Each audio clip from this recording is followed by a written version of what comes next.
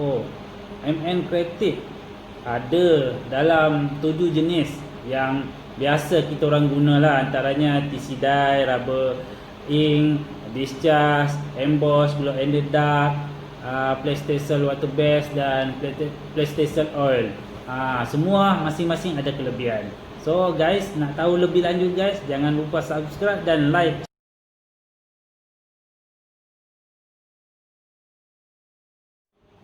Assalamualaikum warahmatullahi wabarakatuh. Okey, bertemu lagi saya bersama Lee dalam channel MN Creative Empire Studio. Okey, you all memang terbaik boh. Okey.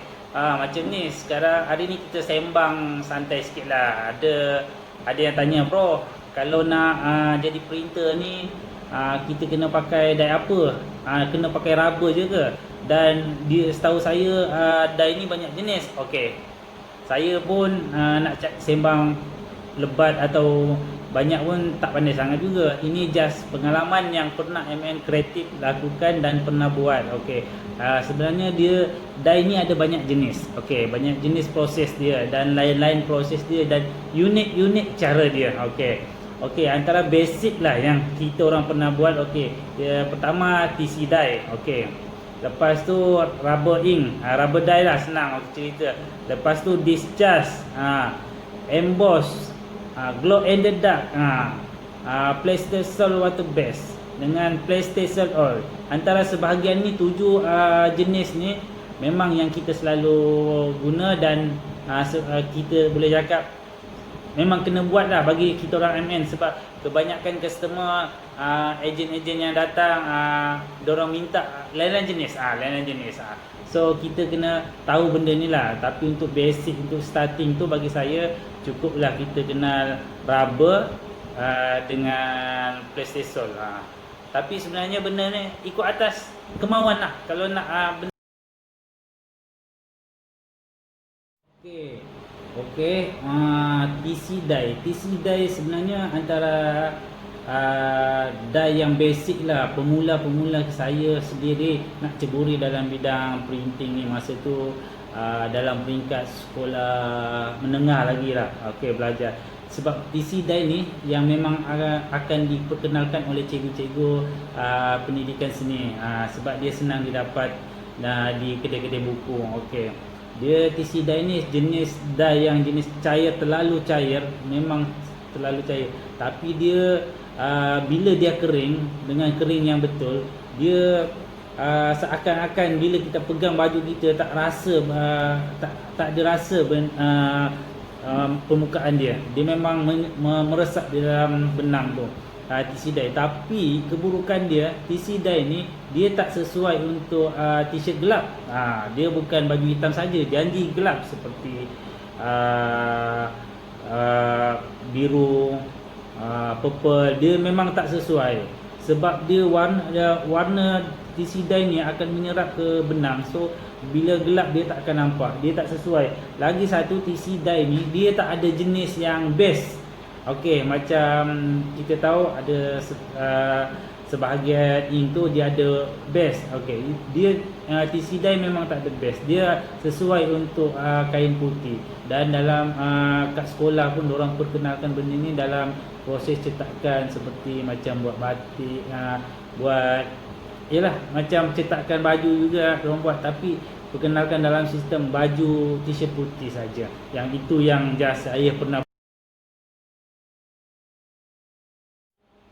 Untuk rubber ink, rubber dye lah. Rubber dye ni sebenarnya dia sangat famous lah dalam printing ni. Memang bukan saya nak cakap untuk beginner atau printer-printer yang dah otai pun still guna juga.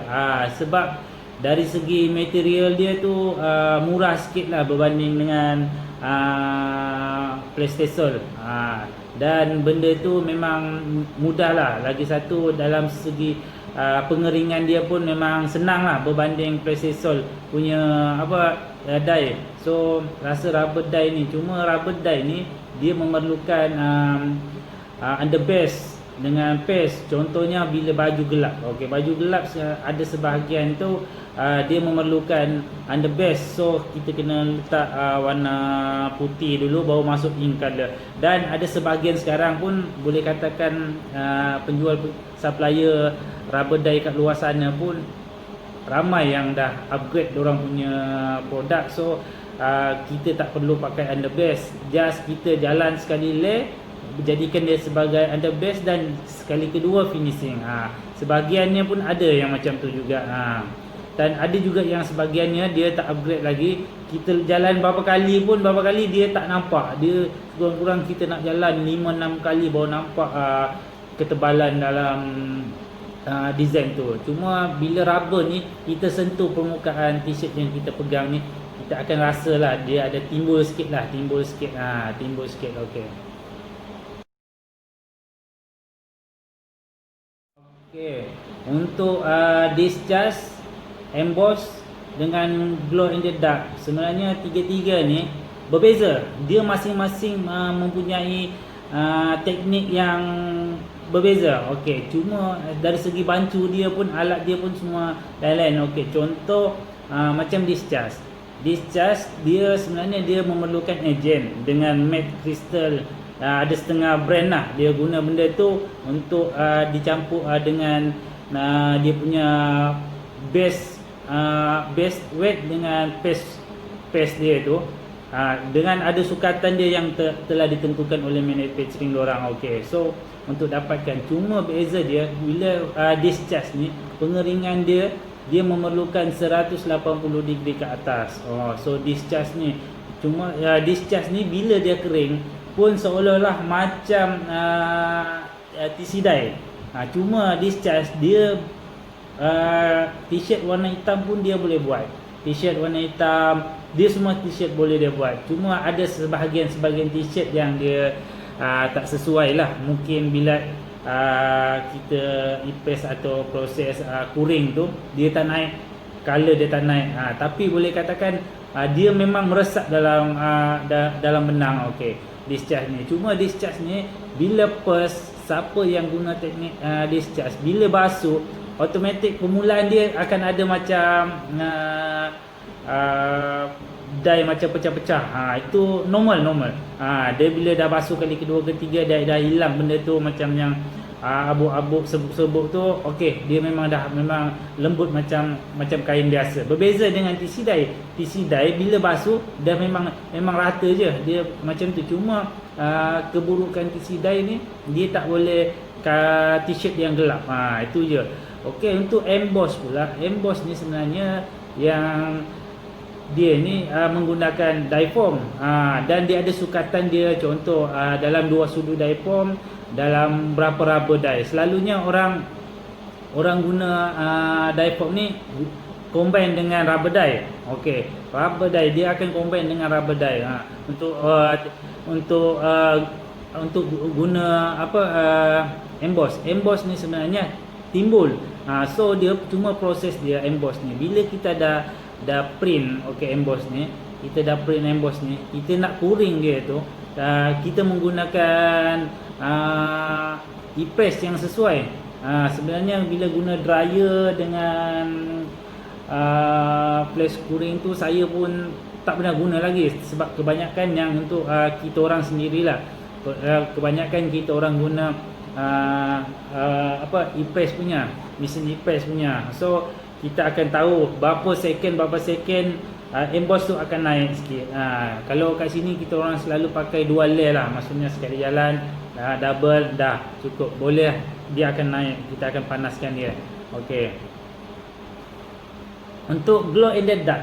Glow in the dark ni dia sebenarnya dia sebenarnya rubber juga, dia material rubber, cuma dia ada campuran kristal dia tu.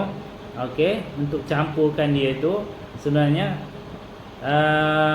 dia macam ni. Bila kita dye, dia sama macam rubber sebenarnya, cuma beza dia bila kita tutup lampu di tempat yang gelap, dye tu akan keluar macam terang. Dia seakan akan macam ada lampu. Dia macam warna hijau. Yang itulah sebenarnya glow in the dark. Dan nama pun glow in the dark kan. Okey, so dia proses dia. Cuma cara pengeringan dia sama macam rubber biasa juga. So dia taklah perlu sangat dengan degree yang 180 ke atas tak. Dia just kita pakai air dryer biasa yang untuk rambut punya tu pun still boleh jugalah. Dia tak ada masalah semua tu. Dia kalau yang dia tak banyak kerenas seperti macam mana discharge dengan emboss.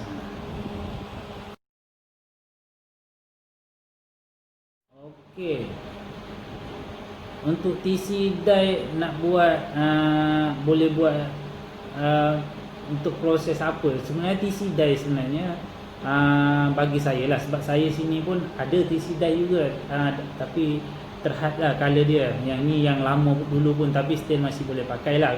Cuma TC dye sebenarnya untuk beginner yang medium lah, untuk medium yang painter medium yang betul-betul nak belajar tentang uptone, single color atau CMYK, saya rasa sesuai lah untuk guna ink TC dye. So kita boleh basuh senang untuk basic, sebab dia boleh guna sebagai CMYK.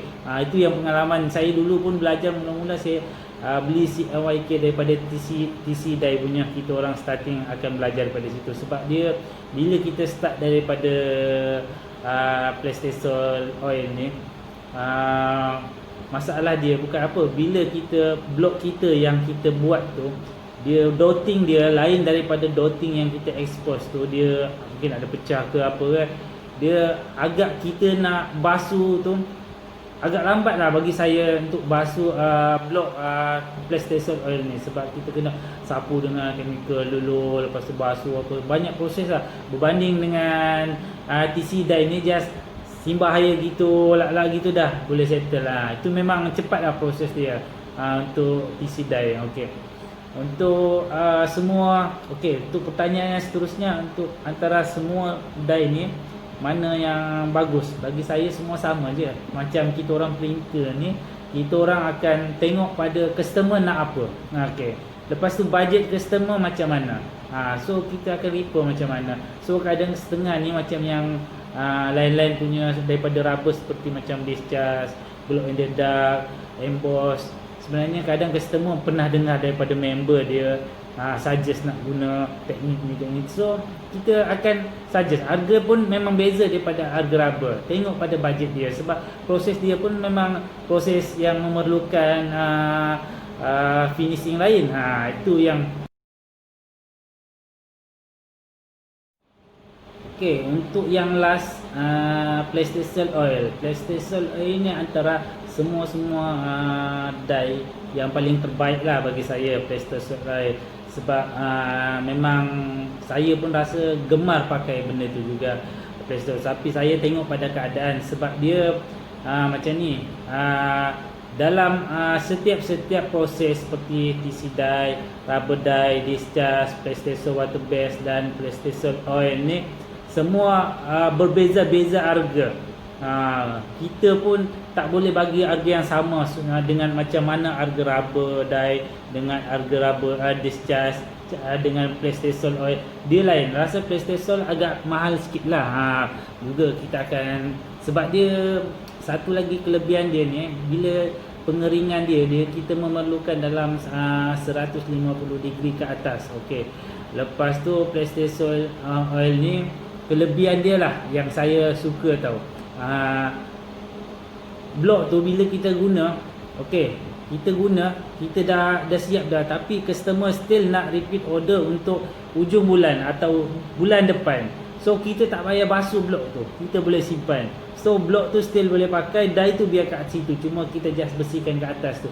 Jangan berabuk lah, biar berabuk pun kita tarik dye kemudian next order tu pun tak sedap juga kan. Tu cuma kelebihan dia memang tu, tak perlu basuh. Cuma bila kita nak basuh, dia tak macam blok-blok lain tau. Dia ada cara basuh dia lain pula.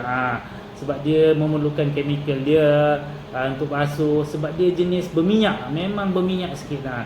Dia berminyak jenis pekat, tapi bukan maksud saya pekat tu nak turun dye tak. Dia memang pekat tapi bersesuaian untuk mesh yang tebal seperti mesh 1008 ke 3000 punya mesh.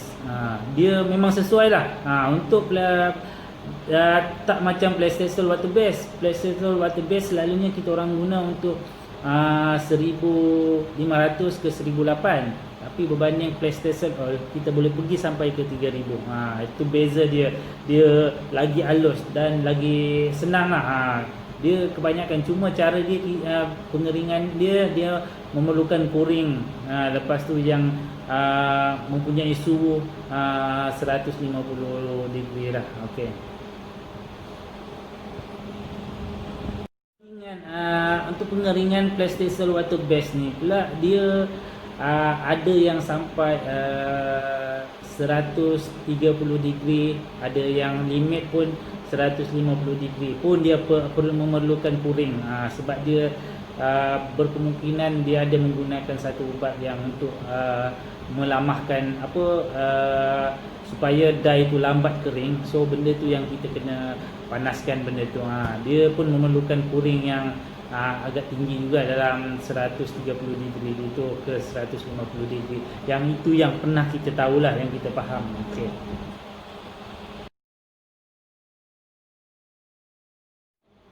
Untuk brand-brand dye yang paling terbaik, saya rasa semua terbaik yang ada kat luar sini. Saya nombor satu cakap lokal Malaysia punya brand pun semua terbaik bagi saya lah, sebab saya pakai local brand semua kan. Saya rasa pun dorang pun memang dah terbaik. Dorang setiap tahun dorang improve. Sebab biasalah kita ni pengguna, bila kita guna, kita akan, bila ada problem kita akan refer pada seller. Apa pasal dye awak macam ni, kita akan tanya. Kalau dorang tak buat pembaruan atau tak perbaiki, kita akan guna brand lain lagi. Just kita bukan guna satu brand, kita banyak brand kita guna. Tapi bagi saya semua brand dye kat luar sana semua bersaing dengan hebat lah. Semua terbaik bagi saya. At least boleh pakai, baju pun keluar okey, alhamdulillah. Tak ada lagi masalah.